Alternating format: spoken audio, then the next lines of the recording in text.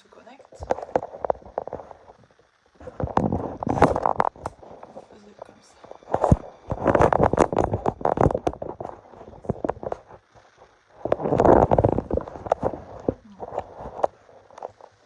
Alors, on va partager.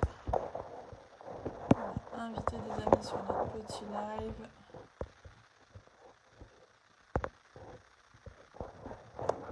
Allez, on va partager un peu le live. On voit pas le chat. Ici, après ça va s'ouvrir le chat, tu vas voir. On va inviter un peu les amis.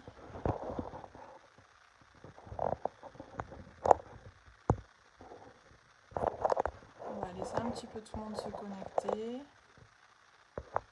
Et puis, on commencera ce petit live. Alors, attends comme ça, qu'on règle un petit peu. Je suis un peu plus haute que toi, du coup.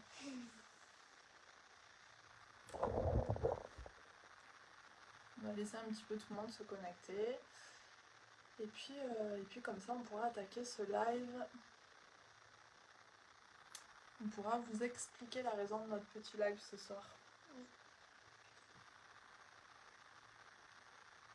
Donc partagez un maximum ce petit live un peu partout.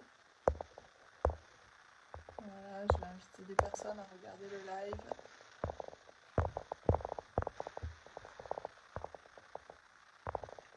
Hop. Inviter un maximum de personnes. Et puis comme ça, on pourra tout vous dire ce soir. Alors, on va laisser encore 2 petites minutes à tout le monde pour se connecter. Et on va attaquer notre petit live. Alors, je vais juste le partager.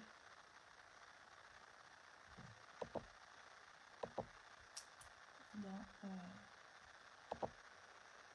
quelques groupes. Coucou, hello. Tu vois, regarde, il y a les commentaires là, tu peux répondre aussi hein, en même temps. Aux commentaires si tu veux. On va partager sur les pages aussi. Hop. On va partager dans les groupes aussi. On va partager dans le groupe justement de la maladie.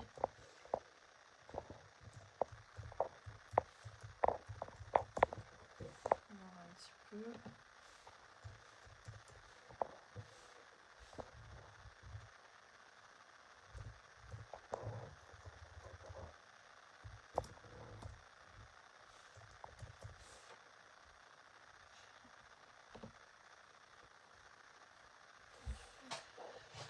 Allez, c'est parti. Du coup, ce soir, on a décidé avec Caïs de vous faire un petit live Facebook parce qu'on avait plein de choses à vous dire. Surtout Caïs a plein de choses à vous raconter. J'espère que vous voyez bien comme ça. Ouais. On a eu beaucoup de messages et beaucoup de demandes. En fait, j'ai eu beaucoup de messages et beaucoup de demandes ces 15 derniers jours, ces 3 semaines à 15 jours là sur la maladie de Caïs en fait. Sur son témoignage parce qu'il y a beaucoup d'enfants justement qui ont la même maladie que lui et qui devaient subir des opérations. Donc sur ce mois de janvier et beaucoup de mamans qui m'ont demandé des conseils, qui m'ont demandé tout un tas de choses liées à cette maladie et du coup on avait envie de vous en faire part ce soir en live et de vous raconter un petit peu tout, un petit peu le début de la maladie aussi. Vous expliquer cette maladie aussi qui est très peu connue des personnes. C'est une maladie qui ne se voit pas non plus, donc du coup peu de gens la comprennent. Donc on a décidé ce soir de vous parler d'un peu tout ça, de son parcours face à la maladie depuis qu'on a appris qu'il avait cette petite maladie et voilà, de là où on est en arrivé aujourd'hui, tout un tas de choses. Donc on va recommencer par le début de l'historique de la maladie, comment on s'est aperçu que Caïs avait cette maladie. Donc déjà, Caïs, il avait 3 ans. Caïs, c'était un petit garçon plein de vie, mais qui aimait pas marcher, qui pleurait beaucoup quand il fallait qu'on parte en rando, ou même à l'école quand il faisait le sport. Après une séance de gymnastique, il pleurait énormément, il était toujours fatigué. Voilà, donc on pensait que c'était un petit garçon un petit peu feignant, hein, qui aimait pas trop faire du sport, qui voulait qu'on le porte assez fréquemment. Et c'est vrai que je l'avais souvent au bras quand il était petit parce qu'il supportait pas marcher. Et en fait, au mois de juillet, donc quand il avait 3 ans, au mois de juillet, il nous est arrivé une petite péripétie. Est-ce que tu veux raconter? Tu te rappelles? Oui. Vas-y. J'avais avalé une pièce. Ouais. Après, on était allé chez le docteur. Ouais. Et on avait fait une radio et on s'était aperçu que j'avais une maladie. Voilà. Alors en fait, Caïs s'est pris pour une petite tirelire et il a décidé d'avaler une pièce de monnaie. Donc au début, on ne savait pas de combien c'était une pièce de monnaie, donc on est vite parti aux urgences faire une radio. Euro, je crois. Non, là, au début, la première pièce c'était 50 centimes parce que ça n'a pas été qu'une fois. Donc on est parti aux urgences, faire la radio, tout ça.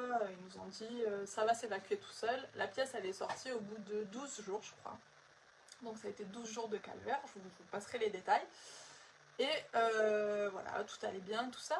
Et puis Caïs s'est dit, tiens, et si je recommençais une deuxième fois à avaler une pièce? Donc reparti, il me ravale une pièce, donc retour aux urgences pour refaire une radio. Et là, en fait, sur la radio, le lendemain, le radiologue m'a appelé en me disant, bon écoutez, ça fait 2 fois que Caïs il avale une pièce. On était focalisé sur la pièce de voir où elle était, mais en fait, on n'a pas regardé ailleurs. Et en fait, sur la radio, on s'est aperçu que Caïs n'avait pas de hanche. N'avait pas la tête fémorale en fait de la hanche, la boule, vous voyez la boule de la tête fémorale en fait, qui rentre dans le cotyle, c'est une boule comme ça qui rentre dans votre bassin pour l'articulation entre le bassin et le fémur. Donc là, branle-bas de combat, il a fallu qu'on parte en urgence à la Timone, voir un spécialiste, pas un orthophoniste, non ça c'est pour la parole, un orthopédiste, voilà, un chirurgien orthopédiste. Et là, du jour au lendemain, il nous a dit Caïs, il ne peut plus marcher. Terminé. Jusqu'à ce qu'il voie des professionnels, Caïs ne peut plus marcher. Donc, du jour au lendemain, de dire à un petit garçon de 3 ans plein de vie, c'est fini, tu ne marches plus, ça a été vraiment très très compliqué. Autant pour lui que pour moi, que pour nous au niveau de la famille. Ça a été vraiment une réorganisation. Voilà. Ça va que c'était l'été et qu'il n'y avait pas école, donc on a pu adapter. Moi, j'étais obligée d'arrêter mon travail pour pouvoir, pendant 2 mois, me retourner et mettre en place un peu des choses. Donc ça a été très très compliqué. Pour les petites anecdotes, pour pouvoir le laisser devant la télé, j'avais sorti le siège auto de la voiture que j'avais mis devant la télé et je l'avais attaché dans le siège auto pour pas qu'il se lève, pour qu'il puisse rester dans son siège auto devant la télé, pour pas qu'il marche. Je dois dire que Caïs, il a été vraiment très compréhensible face à cette annonce. Et voilà, ça a été un changement de vie radical, on va dire, mais il a été vraiment bien compréhensible. Hein? Ça s'est bien passé pour toi au début? Comment ça s'est passé pour toi au début quand tu as appris la maladie? Au début, ça allait. Ouais. Et après, quand je pouvais plus marcher depuis très longtemps, et c'était devenu une habitude. Une habitude, et ouais. Les enfants, ils s'habituent plus vite que nous, les adultes, je pense. Ils ont une capacité d'adaptation qui est beaucoup plus élevée que la nôtre, malheureusement. Moi, si ça m'était arrivé à moi, je pense que j'aurais pas supporté du tout. Et donc, voilà, on est allé voir des spécialistes. Donc, Caïs a été suivi sur l'hôpital de Palavas, sur l'hôpital des enfants, à Montpellier aussi, donc sur les 2 hôpitaux, pendant 3 ans. Donc pendant 3 ans, ça a été tous les 3 mois, il fallait descendre pour faire des IRM, des scanners, radio, tous les 3 mois, rendez-vous chez le chirurgien pour voir un petit peu comment ça se passait, comment la maladie évoluait. Et au début, il nous avait dit, vous inquiétez pas, on s'est rendu compte très très tôt que Caïs avait cette maladie-là. En fait, c'est une inflammation de la tête fémorale, donc ça lui crée une inflammation, donc ça lui crée de véritables douleurs. Et en même temps, il a une nécrose de la tête fémorale, c'est-à-dire que toute sa tête fémorale a disparu, il n'y a plus d'os du tout. Et au niveau de l'articulation, ben, ça frotte, son articulation de la hanche frotte avec son fémur. Parce que toute la tête fémorale a disparu, mais aussi son col du fémur a disparu aussi. Et en fait, il nous a expliqué que c'était, on ne savait pas à quoi c'était dû. Ça peut être une chute quand il était petit, ça peut être dans mon ventre, on ne sait pas vraiment expliquer la cause. Il nous a dit qu'en fait, il y avait un caillot de sang quelque part dans son fémur qui bouchait l'artère fémorale et du coup, ça empêchait ses os d'être irrigués en sang et il finissait par mourir, ses os, donc à nécroser. Ça, c'est pour les termes un peu médicaux. Donc voilà, ça a été un peu compliqué. Il a fallu. Caïs n'arrivait pas du tout à marcher, il avait vraiment très très mal. Il boitait beaucoup, la nuit il n'arrivait pas à dormir, il se réveillait en hurlant, il faisait des terreurs nocturnes. On a vraiment vécu un passage assez difficile. Et puis comme c'était une maladie qui ne se voyait pas physiquement, voilà, quand on le voit, on pense qu'il va très très bien, qu'il est en pleine santé. Et ça fait partie de ces maladies qui ne sont pas visibles à l'œil nu, mais qui sont très très douloureuses et très très mal comprises des gens. Donc voilà aussi pourquoi je voulais faire ce petit live avec Caïs ce soir, pour vous expliquer un petit peu tout ça, vous expliquer un petit peu cette maladie. Donc voilà, c'est parti de là, et à ce moment-là, il a fallu que Caïs soit en fauteuil roulant. Parce que justement, il avait vraiment très très mal. Donc c'était pas parce qu'il pouvait plus poser le pied par terre, mais c'était vraiment pour lui éviter la douleur et pour qu'il évite d'abîmer encore plus ses os qui étaient vraiment très très fragilisés, vu qu'il avait plus de tête fémorale. Ses os se touchaient en fait et ça créait une inflammation, donc il fallait le mettre au repos. Alors pour cette maladie, suivant le médecin que vous allez aller voir, il y aura plusieurs thérapies. En fait, il y aura plusieurs pronostics qui peuvent être donnés et ça dépendra vraiment du chirurgien que vous allez aller voir. Moi, je suis sur un petit groupe avec plein de mamans qui ont des enfants qui sont malades, qui ont cette maladie. Et chaque enfant, en fait, a une thérapie différente, un diagnostic qui est toujours le même, mais en fonction de l'âge, en fait, la thérapie ne sera pas la même. Il y a des personnes qui sont immobilisées en traction et qui sont hospitalisées pendant des mois et des mois en traction. Il y a des personnes qui sont opérées de suite. Il y en a d'autres qui sont en fauteuil roulant pendant des mois, voire des années. Ça a été le cas de Caïs. Donc il est resté en fauteuil roulant pendant 4 ans. Il avait droit juste à la maison parce que c'était compliqué pour nous à la maison de mettre en place le fauteuil roulant. Et aussi tu avais le droit de marcher un petit peu à l'école. Ah oui. Un petit peu à l'école pour se déplacer dans la classe, il avait le droit parce que pareil, le fauteuil roulant c'était trop compliqué aussi. Mais par contre, à la cour, pendant la récré, c'était fauteuil roulant. Chaque fois qu'on partait de la maison, c'était fauteuil roulant aussi. De toute façon, il ne pouvait pas marcher plus de 10 minutes, c'était pas possible pour lui, il avait vraiment trop mal. Et voilà comment s'est passé un petit peu la maladie. Donc il avait beaucoup d'anti-inflammatoires, du Doliprane, de l'Advil aussi. Il a eu aussi une période où il était sous tramadol 3 fois par jour, donc c'est des comprimés qui sont assez lourds, enfin c'est des traitements qui sont assez lourds pour un petit enfant de 5 ans. Voilà, ça n'a pas été une période facile, hein. Caïs avait le droit de rester à la maison, il avait le droit de ne pas aller à l'école en fait pour pouvoir se reposer dès qu'il avait mal. Donc la dernière année de maternelle, la grande section, ça a été très compliqué pour lui, il n'est pas allé souvent à l'école. Quand on a fait le bilan à la fin d'année de toutes les journées d'absence, c'était vraiment énorme. Mais bon, ça ne lui a pas empêché de passer dans la classe supérieure, ça ne lui a pas empêché d'apprendre plein de choses aussi. Hein? Pas vrai? Oui. Ouais. Et voilà. Et puis jusqu'au jour en fait où ça allait de plus en plus mal, que Caïs avait de plus en plus mal et qu'on ne voyait pas d'évolution. Le chirurgien nous disait toujours d'attendre, que ça allait évoluer, que normalement à son âge ça aurait dû guérir tout seul en fait. Mais il ne comprenait pas pourquoi ça ne guérissait pas.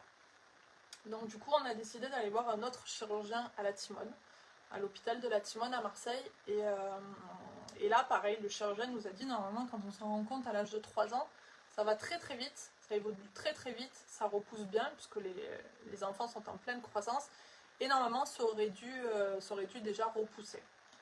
Or, quand on est allé le voir à la Timone, Caïs, il avait déjà 6 ans et ses os ne repoussaient pas du tout. Au contraire, il continuait toujours de nécroser et il avait de moins en moins d'os. Ça venait de commencer à ronger le col du fémur et ça allait attaquer le fémur.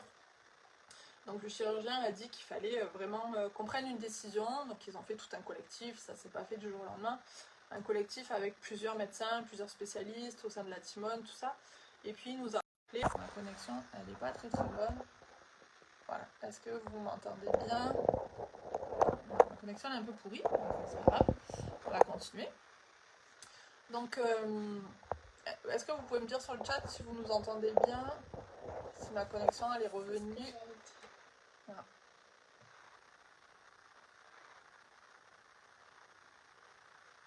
Oui, c'est bon? Bon, ok. Merci Marie-France. Merci Mike. Donc du coup, le chirurgien de la Timone nous a rappelé en nous disant bon là on peut pas laisser Caïs, ça fait déjà 3 ans qu'il est en fauteuil roulant, c'est pas possible de laisser Caïs dans un fauteuil roulant encore des années comme ça, un petit garçon. Donc on a décidé de l'opérer. Donc ça n'a pas été facile. Tu veux venir sur mes genoux? Peut-être t'es trop bas là, non? Ouais, c'est bon. Voilà. Ça n'a pas été une décision facile à prendre pour nous, cette opération, parce que c'était une opération qui était vraiment très très lourde de conséquences. Et c'était une opération qui allait devoir l'immobiliser pendant 2 mois. Donc il a fallu qu'on réfléchisse en famille, avec Caïs aussi. Hein. Il a fallu qu'on fasse des choix. Et on a décidé de faire l'opération. Ouais. Comment t'as pris la décision de faire l'opération? Parce qu'après j'allais rester en fauteuil roulant. Ouais. Du coup c'était mieux de me faire opérer. Ouais, oui. Donc on a décidé de faire cette opération au mois de juin, début juin, pour pouvoir finir un peu l'année scolaire et pas trop rater et faire l'immobilisation justement pendant les 2 mois d'été. Donc on a fait cette opération qui consistait, en fait, il a eu une triple ostéotomie qui consistait à casser le bassin à 3 endroits différents pour pouvoir le remodeler, en fait, rajouter des os pour pouvoir agrandir la partie du cotyle. Enfin, voilà, ça a été une très très grosse opération qui a duré vraiment très très longtemps. Je crois qu'il est descendu au bloc à 1h de l'après-midi et il est remonté, c'était 20h30. Nous avec papa on était derrière la porte, on n'en pouvait plus tellement que ça durait et voilà, on se demandait ce qui se passait. Ça a été très très compliqué cette petite opération parce que Caïs était plâtré en fait du sternum là jusqu'aux orteils. Là, vers le ventre. Ouais, là de ton sternum là jusqu'aux orteils. Donc ça n'a pas été facile, hein, ça n'a pas été une partie de plaisir, il y a eu beaucoup de pleurs. Hein. Est-ce que tu peux nous raconter un petit peu comment tu as vécu cette opération? C'était dur parce que j'étais restée 2 mois en plâtre. Oui. Mais du coup, pour passer le temps, c'était dur. Ouais. Voilà. C'était vraiment très très compliqué. C'était 2 mois d'été, en plus on habite juste en face de l'école. Donc il entendait les copains qui étaient à l'école à la cour de récréation. Voilà. Il n'a pas pu se baigner non plus, il n'a rien pu faire de tout l'été. On n'a même pas acheté d'habits d'été, on n'a même pas acheté de shorts ni de t-shirt parce que du coup on ne pouvait pas l'habiller. Il était en plâtre, son habit c'était son plâtre en fait. Pour l'alimentation ça a été compliqué aussi parce qu'il pouvait rester que couché, en fait il était plâtré couché. Donc il a fallu trouver des systèmes D comme on dit, pour pouvoir manger des trucs faciles, des nuggets, de la pizza, des trucs qu'il pouvait manger avec les doigts parce que manger avec une fourchette couchée c'était juste pas possible en fait. Voilà, pour tout ce qui est élimination, pipi, caca, voilà, c'était l'horreur aussi. Hein, ça a été très très compliqué. Je vous passerai les détails, mais voilà, pendant 3 semaines il n'est pas allé à la selle, donc ça a été vraiment très très compliqué. Et surtout il a perdu beaucoup beaucoup de poids parce qu'il est resté couché pendant 2 mois et que tous ses muscles avaient fondu. Quand on a enlevé le plâtre, c'était une horreur. On aurait dit un sac d'os, vraiment il restait plus que les os. Je crois qu'il a perdu 8 kilos pendant ces 2 mois, d'alitement, mais 8 kilos sur un petit garçon qui en faisait déjà que 19, enfin, c'était juste pas possible quoi. On lui voyait vraiment les os. Bref, c'était horrible. Si, j'avais beaucoup de poils. Ah ouais, il avait beaucoup de poils quand on a enlevé le plâtre. On aurait dit un gorille. Hein. Et ça sentait pas très bon non plus. Hein. Est-ce que tu te rappelles la première chose qu'on a fait quand on est revenu de l'hôpital? Quand on a enlevé le plâtre, ouais, on a pris une douche. On a pris une douche parce que ça faisait 2 mois qu'on n'avait pas pris de douche. Et waouh quoi. Hein, il était temps de prendre une douche. Alors bien sûr, on faisait la toilette du petit chat tous les jours. Maman, elle prenait le gant de toilette, les lingettes, tout ça à la bassine et tout. Enfin, ça a été du sport pendant 2 mois. Hein, mais au final, on s'en est sorti. Hein. Et il a pu attaquer la rééducation pour pouvoir commencer à remarcher un petit peu. Donc au début, il avait très très peur de poser le pied par terre, ça lui faisait très très mal. Donc il a eu une petite période où il a eu les béquilles pendant 2 mois. Et puis après, il a pu lâcher un peu les béquilles. Et là, ça fait 1 mois du coup qu'il a plus son fauteuil roulant et qu'il peut un peu remarcher. Cette année, au mois de juin, il s'est fait réopérer du coup pour enlever les vis qu'il avait à l'intérieur, le matériel qu'il avait à l'intérieur dû à l'opération de l'année d'avant. Et voilà. Donc cette année, en fait, le chirurgien lui a autorisé à marcher. Voilà, aller à l'école sans son fauteuil roulant. Donc ça, c'était une grande première pour lui. C'était vraiment top de pouvoir faire une récréation aussi comme ses petits copains parce que jusqu'à présent, il n'avait jamais fait de récréation sans son fauteuil roulant. De pouvoir courir. Cette année, il a pu faire aussi de la trottinette, chose qu'il avait encore jamais fait, du skate aussi pour la première fois cet été, tu te rappelles? Moi, du skate, j'en ai pas trop fait encore. Et de la trottinette? La trottinette, j'en ai beaucoup fait. Voilà, donc il a pu s'éclater à faire de la trottinette. Sauf que quand il fait des activités comme ça, justement, vu qu'il en a jamais fait de sa vie, en fait, le lendemain, il ne peut plus marcher. Il a des courbatures pas possibles. Il a mal partout parce que ses muscles sont tétanisés et qu'il faut qu'il remuscle un petit peu tout ça. Donc pour ça, on a des produits qui sont juste magiques en fait, que Caïs utilise depuis un petit moment parce que en parallèle de ça, je vous ai pas dit, mais je travaille dans une société en fait qui commercialise des produits à base d'huile de chanvre. Et en fait, c'était la raison pour laquelle j'étais rentrée dans cette société pour pouvoir justement avoir ces produits à base d'huile de chanvre pour mon fils, pour faire un sevrage médicamenteux parce que voilà, c'était une période où il était sous tramadol 3 fois par jour et sous Advil matin, midi et soir. Et il fallait absolument arrêter tous ces médicaments, il n'en pouvait plus de prendre tous ces sirops le matin, le soir, enfin c'était l'enfer. Mais si l'Advil c'était bon. Ouais, l'Advil ça allait, mais l'Advil ça abîme le foie, ça abîme, tu vois, c'est pas très très bon pour la santé quoi. Ouais, tu vois, c'est bon pour ton goût, voilà, c'est bon en goût. Et du coup, on a testé le CBD, on a testé l'huile de chanvre, et ça a été vraiment une révélation pour lui. Et il a pu, du coup, arrêter tous les traitements médicamenteux qu'il avait. Donc, il a pris juste cette petite crème-là, voilà, ça s'appelle la QXL. Pour ma cicatrice. Oui, pour la cicatrice aussi. Celle-là, c'est à base d'huile de chanvre. Il y a des huiles essentielles aussi à l'intérieur. Il y a du camphre, il y a de l'arnica, il y a de la lavande, il y a du géranium, de la marjolaine. Enfin, il y a plein de choses à l'intérieur, mais c'est que des huiles essentielles. Et surtout, c'est à base d'huile de chanvre. Et ça lui a fait énormément de bien pour tout ce qui était douleur. D'ailleurs, maintenant, dès qu'il a mal, il va chercher son tube de crème et il s'en passe sur les jambes. Après le sport, tout ça, voilà, pour la récupération musculaire, ça lui fait vraiment beaucoup de bien. Et après, quand il a vraiment de fortes crises, des crises où il a vraiment très mal, qu'il ne peut plus poser le pied, il prend ce petit spray là, ça s'appelle le Pur Relief. Pareil, à l'intérieur, c'est que des plantes. Et ça l'aide au niveau de sa douleur. Et c'est ce qui a permis en fait qu'il arrête tous ses traitements médicamenteux.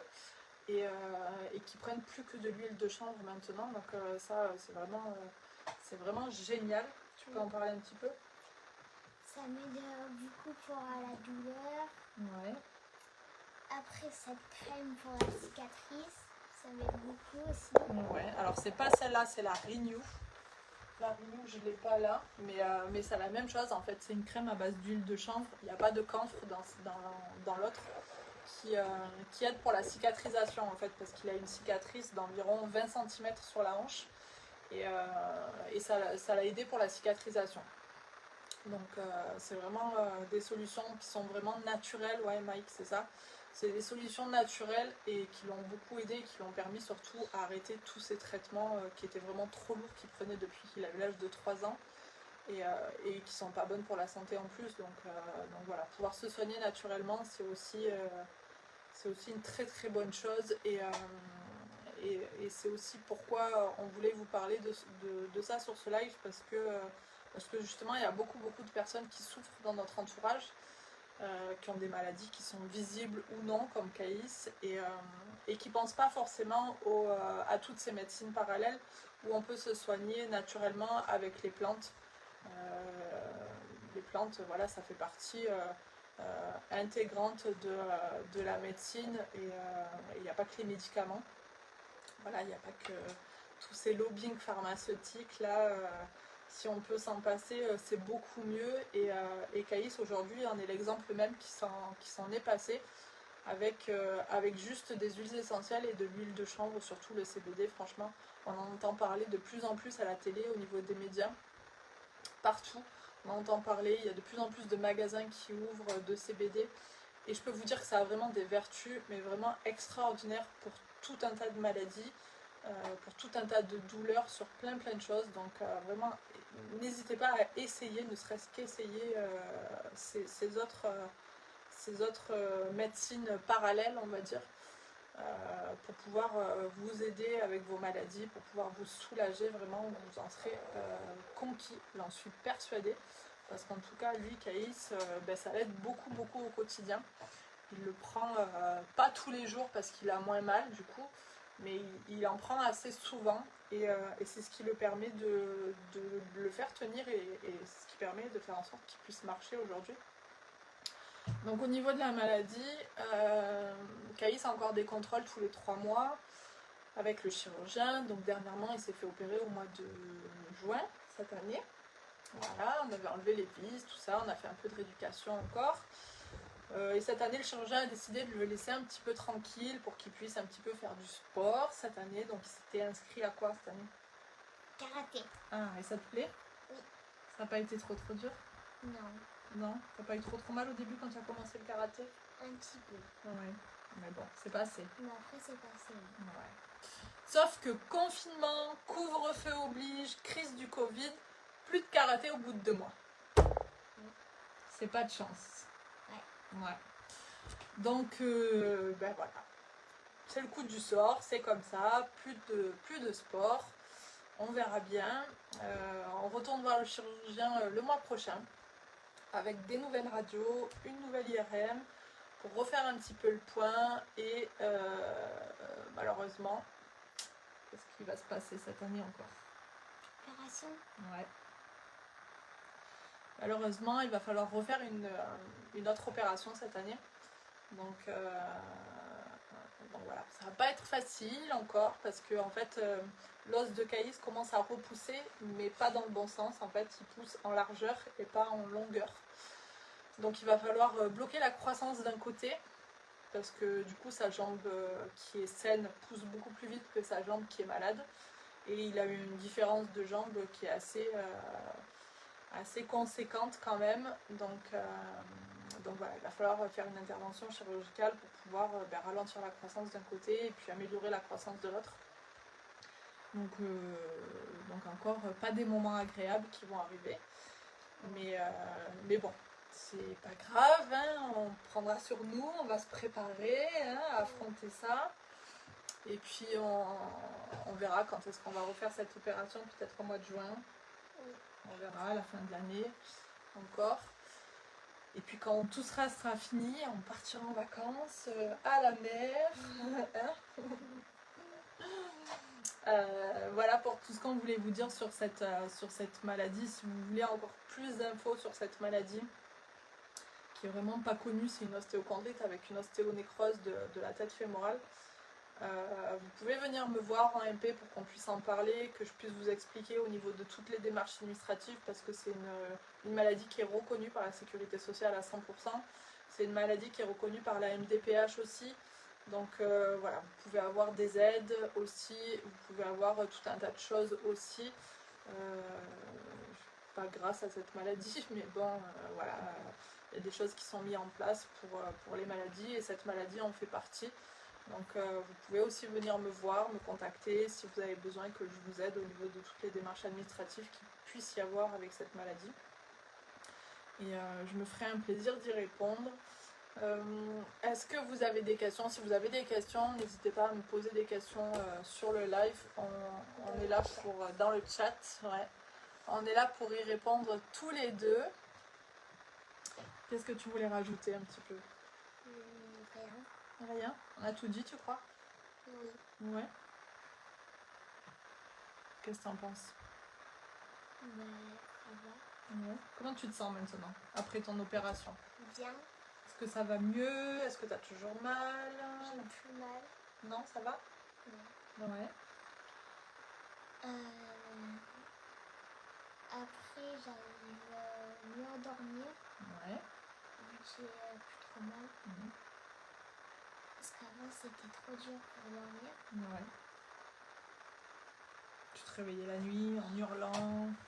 Il fallait. Hein? C'est qui le plus BG, papa, il a marqué.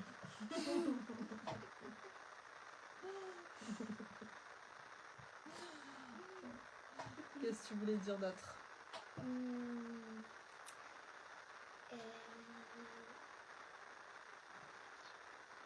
Vas-y.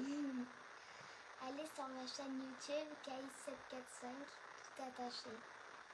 Voilà, alors Caïs il a une chaîne YouTube depuis pas longtemps, du coup qui restait à la maison, il s'est créé une petite chaîne YouTube pour pouvoir faire ses vidéos de gaming, donc si vous pouvez aller faire un petit tour sur sa chaîne, c'est Caïs745 tout attaché, allez vous abonner, allez liker, allez regarder un petit peu ses vidéos qu'il fait, et du coup, ben voilà, ça lui fera très plaisir, il en profite pour faire sa pub, il a raison. Et voilà. MDR la pub, c'est ça, il faut en profiter. On vous fait beaucoup de bisous. On vous souhaite une très bonne soirée pour cette fin de dimanche, cette fin de week-end. Et puis on se retrouve bientôt pour un nouveau live. Oui. Bonne soirée!